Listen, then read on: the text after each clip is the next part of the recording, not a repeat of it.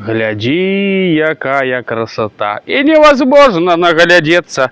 Бульбочку варим у казанчику. Уже кипить, бурлить, цвететь и пахнет. Потом бульбочку сварим, туди мочалце, потолком. Тогда уже будем шашлыки жарить, тогда уже покажу.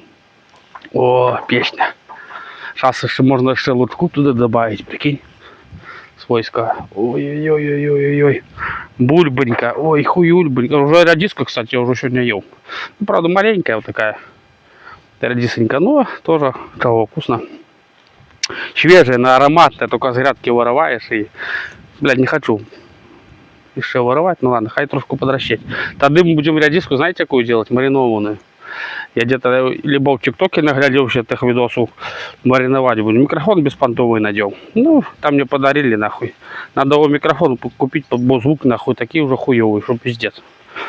А шашлычки какие у нас будут? Курица, свинина, колбаски. Ну, еще по чуть-чуть. Мы же не брали там килограммами, нахуй. Еще по чуть-чуть. Колбаски, грибочки маринованные, шампики. Еще его помаленьку, и все будет вкусно. А костром же будете пахнуть, как бульба, блядь. Ты такую на газу бортулет не сваришь. Понимаешь? Что мне? Я к микрофон надел, так ветер стих. Я хуею, ой тогда. Ну ладно, движемся. Тогда шашлыки будем жарить, включим.